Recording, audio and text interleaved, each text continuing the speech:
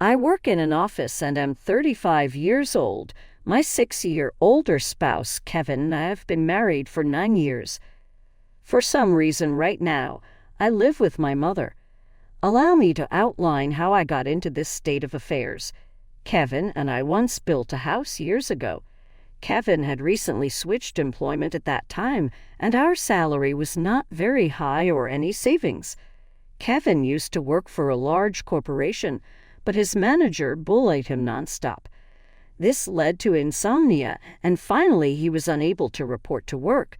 He visited a psychiatrist and took a 3-month hiatus, but he left his work when he didn't get better. We then proceeded on only my pay. Kevin stopped working 3 months ago, but he gradually began to feel better. His psychiatrist was happy with his rapid recovery when he started eating and sleeping normally once more. Back was my happy, devoted Kevin. He then began search for a new employment. His experience at the large corporation helped, but since he quit his prior work because of mental health problems, finding a job was challenging. We came on to a little business needing him around this period. The salary was about a third of what he used to make, but he was happy to be working again. He said it was much better than being without a job, which made me happy. This job was also in the field he wanted to work in.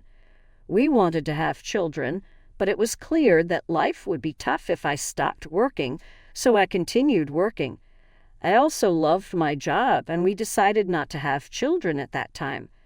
Since it was just the 3 of us, our life was peaceful until my mother, Sarah, was paralyzed in a car accident and needed a wheelchair to get around. My dad had passed away when I was in middle school, and Sarah had been living alone since then. Our family home was old and not suitable for a wheelchair, with many steps. Kevin then said, "I'm worried. Let's live together." Sarah and I were surprised, but I appreciated Kevin's unexpected kindness. Since Kevin had just changed jobs, we were unsure about the future, but we decided to apply for a mortgage. As we expected, it was tough to get a loan because Kevin hadn't been at his job for long. However, we were determined and didn't give up. After trying with several mortgage companies, we finally found one that worked with us and approved our loan. We bought our dream home, which I had always imagined filled with the smell of wood, thick wooden beams on the ceiling, custom storage spaces, a kitchen tailored for my height, and spacious cypress flooring. Importantly, it was a single-story, barrier-free house, perfect for living comfortably in a wheelchair. We were excited as the house was being built and visited the construction site every day. When our carefully designed home was finished, it had a large yard where my mom, who now seldom went outside, could enjoy sunbathing. However, there was a catch with the land. It was given to us by Kevin's grandfather, who adored him. Kevin's family wasn't wealthy, but when his grandfather was diagnosed with cancer, he started to distribute his assets, giving us the largest plot of land. It felt like winning the lottery, but the land was just a 10-minute walk from Kevin's family home. When we told them my mother would be moving in with us, Kevin's sister laughed and said, "Why is your mother moving in too?" Kevin's mother told me marrying someone different like me would bring trouble. She also harshly said it was terrible for her son to have to care for an old person and called me a curse. Even then, Kevin stood up for my mother and me. He said the land was a gift from his grandfather and no one should complain. Kevin's mother and sister are really mean. It's amazing that Kevin, who is so kind, comes from that family. He's like a beautiful flower that grew out of mud. Kevin always says his family shows him how not to be. Kevin thinks his grandfather gave us the land because he wanted us to take care of his mother in her old age. He also gave other properties away. Kevin's sister got a parking lot that's a 10-minute walk from their home. It's smaller than our land, but makes good money from parking fees. Honestly, I would have preferred that, but a gift is still a gift, and we are thankful. Thanks to my grandfather-in-law, we could build our house without paying for the land and used it to help get a loan. When the house was finished, we invited Kevin's mother and sister's family over. The builders told us they had visited the house several times without asking us. They showed up late without apologizing and said, "This is kind of like Grandpa's house, so it's like our house too." Kevin's sister came in with muddy shoes and said the house smelled nice and didn't need air fresheners. She and her husband walked around with muddy shoes, ignoring the slippers we offered. When I suggested they use slippers, she laughed and said it was too much trouble and we could just clean the floor. The visit was uncomfortable from the start, and they didn't bring anything with them. When they saw my mother's room, which is spacious and sunny, Kevin's mother said she would like that room. My mother's room is like a duplex with its own kitchen, almost a second living space. "I want to live here," said my mother-in-law during the third point of her conversation. She then told my mother, "You were lucky to have that accident, weren't you? Thanks to being paralyzed, you moved from that old shack to this nice house. Isn't that a lucky turn of events?" My mother said nothing but looked very sad. I was really angry inside, but before I could say anything, Kevin spoke up. "What did you just say? There are things you should and shouldn't say. It makes me question your humanity. I can't even believe you're part of my family. You're the worst. Apologize now," Kevin demanded firmly. Whether they were amused or not, my mother and sister-in-law glared at me. Then my sister-in-law angrily asked Kevin, "What's this all about?" "It's a total turnoff. It's not cool to invite people over and then be rude to them just because you built a house. You think you can act superior?" The mother-in-law chimed in, "My son messed up by marrying you. You're a jinx." Kevin didn't stay silent. "Enough is enough. This mess started because of your rude comments. You said the accident was a good thing and called my wife a jinx. I will not forgive that." The mother and sister-in-law looked frustrated by Kevin's strong response. Then my mother, who had been watching everything, said with regret, "It's okay. I am here because of the accident, and it's true I moved from a rundown house to this beautiful one. Your son has always been kind to me." My mother apologized to Kevin. "Thank you." Perhaps feeling guilty, the mother and sister-in-law left, giving me a nasty look. My mother then apologized to Kevin. "I'm sorry if I upset your mother and sister. I'm sorry for ruining the mood at our housewarming party." Kevin responded, "No, I should be the one apologizing. It's embarrassing how they lack decency. I'm really sorry, but I am happy to be living with you. Please understand that." With that, my mother started to tear up. Since we live near Kevin's parents' house, the neighbors all know us well. They've known Kevin since he was a child and are very kind to us. 4 months have passed since that day. We were finally settling into our new home, and my mother started to smile more. Then I received an unexpected call from home while I was at work. We rarely get calls from home, so it surprised me. My bad feeling was right. My mom, sounding very upset, called to tell me something awful. Kevin had collapsed at work. I was shocked and spoke to my right away, then rushed to the hospital. On the way, I tried to stay calm by imagining that Kevin would be okay when I got there, joking around like always. But when I arrived, it was a shock to see him with so many tubes attached to him. We had planned to go to a movie that weekend. The doctor told me Kevin was in critical condition and might not wake up. I felt like I was in a movie. I couldn't even cry despite my prayers. Kevin passed away at the hospital. My shock continued as my mother and sister-in-law arrived when they heard Kevin had died. My sister-in-law accused me harshly, asking if I had poisoned him or if I was after his life insurance. My mother-in-law also blamed me, saying bad things always happen around me, and called me a jinx. I was too sad to respond. Then my own mother arrived in a cab, crying over Kevin's death, which finally made me cry too. We both sobbed loudly. My mother-in-law rudely told us to stop the fake crying. She said Kevin had changed because of me and that she didn't want to see us ever again. Then she left the hospital. A funeral director came to organize Kevin's funeral, and we went to the funeral home. Kevin had died from a brain hemorrhage, which was hard to believe since he was fine that morning. When I told my mother-in-law the funeral plans, she hardly said she wouldn't come because Kevin always sided with my mother and me. She said her daughter wouldn't come either. Many of Kevin's co-workers and friends came to the viewing, but neither my mother nor my sister-in-law and her husband were there. Many attended the funeral, and it was clear that Kevin was deeply loved. Many people cried for him. It was hard, but maybe this is just the kind of people his family were. I was happy to spend the whole day with those who truly missed my husband. After Kevin's death, I got an email from my mother-in-law, but it was inappropriate, so I didn't reply. She was asking about the life insurance money and kept emailing because I didn't respond. Eventually, she claimed she had a right to it. I chose to ignore it because I wasn't ready to deal with that. When we got home, I noticed a light on inside, which was odd. My mother, Sarah, was confused and thought we had turned off all the lights. I figured maybe I forgot because I was so upset.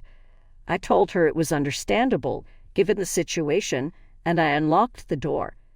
When we entered, we could hear the TV, which was very strange. Inside, we found my sister-in-law and her husband sitting there. I was so shocked I couldn't even speak. The living room was full of unfamiliar furniture and boxes. We had no idea what was happening. My sister-in-law said, "Why did you just barge in here?" "Well, it's your first time, so I'll let it slide. We're taking this house. We sold your stuff, so leave." My mother and I were completely shocked. Asked where our furniture and belongings had gone, and she casually said a resale company came and took everything. She claimed we had good furniture, and they got a good price for it. They bought new furniture with that money, saying, "Who wants furniture that a dead person used? It's bad luck."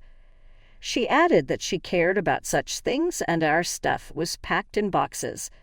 She even remarked that we must be minimalists or just poor because we had so few things. The furniture was carefully chosen by my husband, and I couldn't forgive them for this. My mom was furious too, her face turning beet red, but she was too shocked to respond. I immediately called the resale company. After explaining the situation, they agreed to treat the items as stolen and return them. Now that my husband is gone, dealing with this was the last thing I needed. I don't want anything to do with his family, but I do want to stay in the house that's full of memories of him. While I was wrestling with these feelings, my mother quietly said to me, "What do you think Kevin would say if he were here now?" "He might say we should leave." I'm sure he would. Kevin often mentioned it's good to spend time with people who understand you, but there are some people who will never understand, no matter how much you try. It's a waste of time dealing with those people. He was actually talking about his own mother and sister. I realized that if we stayed, his family would keep interfering. Acting on impulse, I signed a lease for an accessible apartment. My mom was surprised by how quickly I made that decision. I asked the resale company to hold on to the furniture for a few days, and it was moved to our new apartment. 3 days later, in exchange for moving out, I made my mother-in-law and sister-in-law promise to cut ties with us. So a new life began for just my mother and me in the apartment. It turns out Kevin had many life insurance policies, almost obsessively. He used to joke, always with a smile, "When I die, you guys will be rich." True to his word, he left enough money for my mother and me to be comfortable for the rest of our lives. Since he couldn't secure a mortgage when we bought the house, being employed at a major corporation, I bought the house in my name. I made sure that even if something happened to Kevin first, I wasn't going to keep paying a mortgage for a house I wouldn't live in. According to our agreement, the house would be auctioned off if the mortgage wasn't paid for 4 months. Time flew by and 4 months passed quickly. Then I started receiving a lot of calls from my sister-in-law Emily and my mother-in-law Maria. My call history was filled with their names, and it was getting scary, like something out of a horror movie. They were incredibly persistent, so I finally answered the phone. They were furious because the house was being sold. Apparently, when they tried to return to the house, they found out they couldn't get in because of a seizure notice. Emily and her husband had moved out of their apartment since Kevin passed away, and Emily had also quit her job. I suggested they move back into their parents' house since they were panicking about suddenly being homeless. Surprisingly, Maria had gotten so caught up in gambling that she couldn't keep up and had sold her own house. It turns out they had been living together for the past 5 months. I also heard that they sold their main source of income, a parking lot in front of the train station, a long time ago. Now Maria and Emily's family are completely homeless. When Maria said, "I'm sorry for everything. Let's get along. Can you lend me some money, please?" I replied, "I think it's best if you stay away since I'm a jinx. We're strangers now that we've severed ties." Maria was quiet after mumbling weakly. In my mind, I was thinking, who's the real bad luck charm here? Then, when I said I wouldn't lend them a single cent, Emily, who had been listening next to Maria, shouted, "You devil! Bring us the money right now." "I am a devil and bad luck, so I'm going to hang up now," I replied and ended the call. In reality, I involved a lawyer for the past 5 months to push for the auction of the house. I thought it was an unusual case, but apparently it's not that uncommon. The house was sold without any major issues, giving our family a moment of peace. We plan to find a new home with the money Kevin left us. Since it's just my mother and me, we don't need a big house. We'd rather prioritize security as 2 women living together. So I chose a condominium with minimal noise disturbance. I remember something my husband always said when we built our home. People can get energy from the sun, so let's create a place where the mother-in-law can enjoy her hobby of reading in the garden without feeling self-conscious. With those words, he had made a spacious courtyard for her. So I looked for a condo with a large balcony where she could enjoy her coffee and read. It's smaller than our previous home, but the room is spacious enough to house the furniture. My husband probably chose the piece of land that was gifted to us by Kevin's grandfather. It was expensive, and the house sold for more than expected. With that money, we're moving forward. I recently bought a luxurious condominium with exceptional security features. It's a choice I'm sure would have comforted my always cautious husband, Kevin. The peace of mind that comes from living in such a secure place is invaluable, especially after the tumultuous experiences with my in-laws. Life has taken a dramatic turn since Kevin passed away. Amidst my grief, I've been dealing with the fallout from his family's actions, which frankly has been draining. Following the auction of the house, Kevin's mother, Marie, and his sister found themselves without a place to live.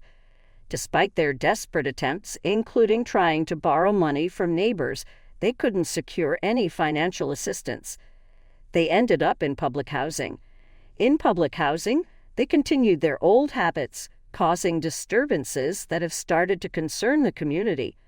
For instance, they recently had a barbecue on their small balcony, an act that left many locals in disbelief given the limited space and safety concerns. Such thoughtlessness seems typical of them and reflects the disregard they've always shown for others' comfort. Moreover, their financial difficulties appear to have led to frequent loud arguments that disrupt the nightly peace. It's an auditory testament to their ongoing strife. My sister-in-law's husband has since left, leaving just her and Maria to fend for themselves. Their situation is a stark contrast to the quiet, stable life I now lead with my mother. We're both 2-person households, but while my home is a sanctuary, theirs is a source of constant conflict and unease. It's become so disruptive that neighbors are banding together, hoping to evict them to restore some semblance of peace. It's a harsh reminder that no matter where you go, being a nuisance can make you unwelcome. Reflecting on these events, I realize how the phrase, "what goes around comes around," rings true. My goal is to live quietly and peacefully, distanced from the embarrassing turmoil associated with my former family. I believe Kevin watches over us, perhaps with mixed feelings about the chaos his family continues to perpetuate in contrast to the tranquility he loved during his life. As I move forward, my focus is on living a life that causes no trouble to others. I want to honor Kevin's memory not just through words, but through actions. He always advocated for a life well lived, surrounded by people who bring joy and understanding.